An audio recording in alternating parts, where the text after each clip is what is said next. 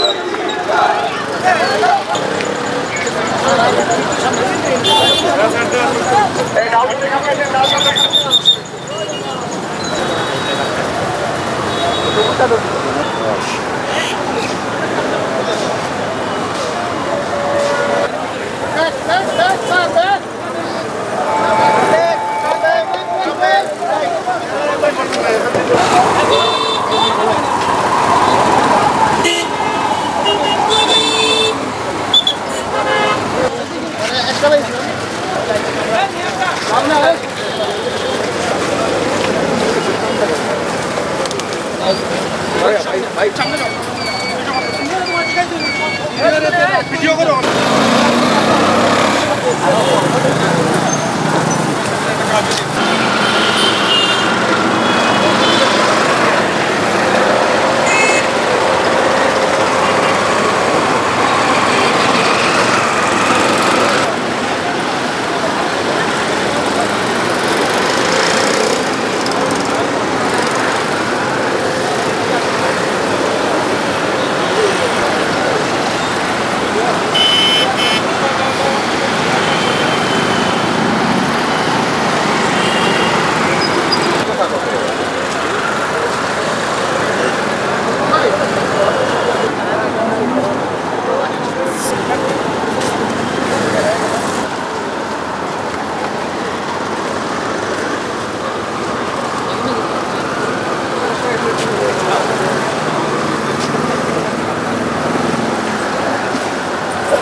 আকবর ভাই এখানে আসুন। Remembering hour view. ওকে তাই মাপ চলে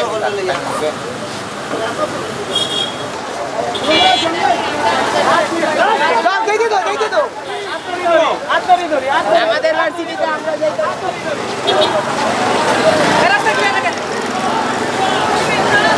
রাস্তায় কেন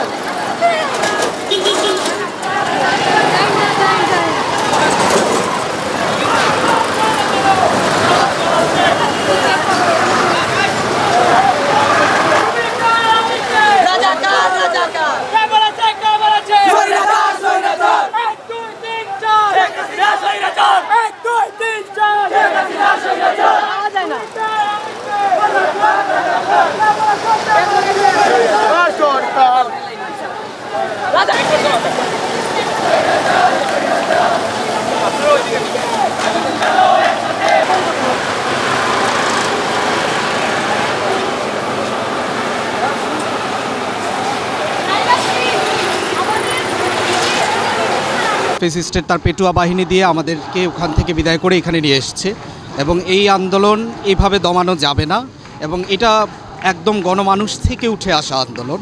সুতরাং এই ধরনের আচরণ করলে এর হিতে বিপরীত ঘটবে। সো আমরা প্রমাণ করছি এবং আমরা অবস্থান গ্রহণ করছি, আমাদের আন্দোলন কোনোভাবেই দমানো যাবে না। পেটুয়া বাহিনী যাই করুক, আমরা যেখানে যেভাবে পারি আমরা আমাদের আন্দোলন বজায় রেখে যাব। অনেক কর্মসূচি ছিল যা শান্তিমূলক ছিল, এর কিছুই আমরা এখনও করতে পারি নাই। আমাদের ডিলে হয়েছে অনেক। 3টার সময় কর্মসূচি ছিল, এখন অলরেডি 5:12 বাজে অ্যান্ড আমাদেরকে সার্চগেট থেকে সরিয়ে দেওয়া হয়েছে। আমরা শুধু চাই শান্তিমূলক একটা আমাদের অধিকারের জন্য আন্দোলন করছি, দ্যাটস ইট, আর কিছুই না। আমরা কাউকে অ্যাটাক করছি না, কাউকে পার্সোনালি হবে কারোর কোনো সমস্যা ক্রিয়েট করতে চাইতেছি না। আপনারা যদি দেখেন এখানে একটা গাড়িরও সমস্যা হইতেছে না। প্রত্যেকটা স্টুডেন্ট নিজ থেকে প্রত্যেকটা গাড়ির নিজস্ব লাইন থেকে ইয়ে করে দিতেছে, সুবিধা করে দিতেছে যাতে ওরা গন্তব্যে যায়। একটা অ্যাম্বুলেন্স এখন পর্যন্ত আটকায় নাই ছাত্ররা, তাহলে করছে কারা এগুলা? আমাদের উপরে গুলি হইতেছে কেন হইতেছে? কর্মসূচি যেটা ছিল সেই কর্মসূচিতে আমাদেরকে শান্তিপূর্ণভাবে করতে দেওয়া হয়নি। সেখানে পুলিশ আমাদেরকে টিয়ারশেল মেরে, ককটেল মেরে ছত্রভঙ্গ করে। আজকের যে কর্মসূচি ছিল সেটাও শান্তিপূর্ণ ছিল। আজকে আমাদের সেরকম কোনো র্যালি ছিল না, সেরকম কোনো গতকালকের মতো তেমন কিছুই ছিল না। আজকের কর্মসূচিটা ছিল পুলিশ যে গত এক মাসে যে ছাত্রদেরকে হাজার হাজার ছাত্র মেরেছে, এই হাজার হাজার ছাত্র নির্বিচারে গ্রেফতার করেছে। ছাত্র পাশাপাশি টিচার আছে, শিক্ষকরা আছেন, সাধারণ মানুষ আছে, তাদেরকে গ্রেফতার করেছে নির্বিচারে। যেই রক্তক্ষয়ী এক মাসের যে স্মৃতি, সেই স্মৃতির জন্য আমাদের আজকের একটা কর্মসূচি ছিল, একটা সাংস্কৃতিক অনুষ্ঠানের মতো আমাদের ছিল। সেখানে গান হওয়ার কথা ছিল, কবিতা হওয়ার কথা ছিল, একটু অঙ্গভঙ্গির মাধ্যমে একটু সাংস্কৃতিক প্রোগ্রাম করার কথা ছিল। আমাদের করার কথা ছিল সেটা শহীদ রুদ্র গেটে, ভার্সিটি গেটে সেখানে। কিন্তু আজকে যখন আসলাম, তখন আসার পরে দেখতেছি সেখানে পুলিশ দাঁড়ায় আছে। পুলিশ আমাদেরকে সেখানে যাইতে দিতেছে না। পুলিশ বারবার প্রত্যেকটা গাড়িকে চেক করতেছে, সেখানে ছাত্র হলে ফিরাই দিতেছে। আমাদের কথা ছিল আমরা সেইখানে যাব, কিন্তু আমাদেরকে আমরা সেখানে করতে পারি না। বাধ্য হয়ে আমাদেরকে রাস্তাতে আমাদের কর্মসূচি পালন করতে হচ্ছে। এর জন্য পুলিশে আমরা তীব্র নিন্দা জানাই। সমন্বয়করা যেভাবে কর্মসূচি দেবে সেভাবেই হবে। তবে কর্মসূচি থামবে না যতদিন না পর্যন্ত আমাদের যে 9 দফা দাবি, সেই 9 দফা দাবি যতদিন না পর্যন্ত মানা হবে, আমরা এই কর্মসূচিতে থামাবো না, আমাদের আন্দোলন থামবে না। আমাদের আজকের কর্মসূচিটার নাম হচ্ছে রিমেম্বারিং আওয়ার হিরোজ, যেখানে আমরা সারা দেশব্যাপী যে বৈষম্য বিরোধী একটা আন্দোলন গড়ে তুলেছি, সেখান থেকে আমরা আজকে এসেছি যে কীভাবে আমাদের শিক্ষার্থীদের উপর নির্বিচারে গুলি চালানো হয়েছে, তাদের উপর হামলা করা হয়েছে এবং অবশেষে এখন মামলা করা হচ্ছে। এবং দেখা যাচ্ছে হাজার হাজার শিক্ষার্থীকে এখন জেলে নিয়ে যাওয়া হচ্ছে। শুধুমাত্র কেন? কারণ আমরা আমাদের সুষ্ঠু দাবিটা বা সুষ্ঠু যেই অধিকারটা সেটা আদায়ের আশায় সামনে এসেছি।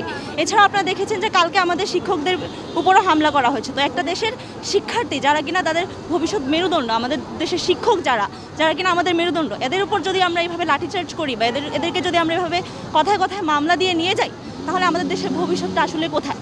তো সেই জায়গা থেকেই আসলে আমরা আজকে আমাদের যে হিরোরা আছে, যারা নিজেদের জীবন বিসর্জন দিয়েছে, আত্মোৎসর্গ করেছেন এবং যাদের উপর নির্বিচারে লাঠিচার্জ করা হচ্ছে, এই অন্যায়ের বিরুদ্ধে প্রতিবাদ করতে আজকে আমরা এখানে এসেছি। এবং আমাদের উপরও লাঠিচার্জ করা হচ্ছে, আমাদেরকেও আন্দোলনে যেতে দেওয়া হচ্ছে না। কিন্তু একটা কথাই বলবো যে অন্যায়কে যতই দাবায় রাখার চেষ্টা করা হোক না কেন, বা সত্যকে যতই দাবায় রাখার চেষ্টা করা হোক না কেন, সত্য কখনো গোপন থাকে না। আর অন্যায় যতই লাউডলি বলা হোক না কেন, অন্যায়টা অন্যায়ই থেকে যাবে এবং এই মিথ্যাচারের শেষ চাই আমরা আসলে।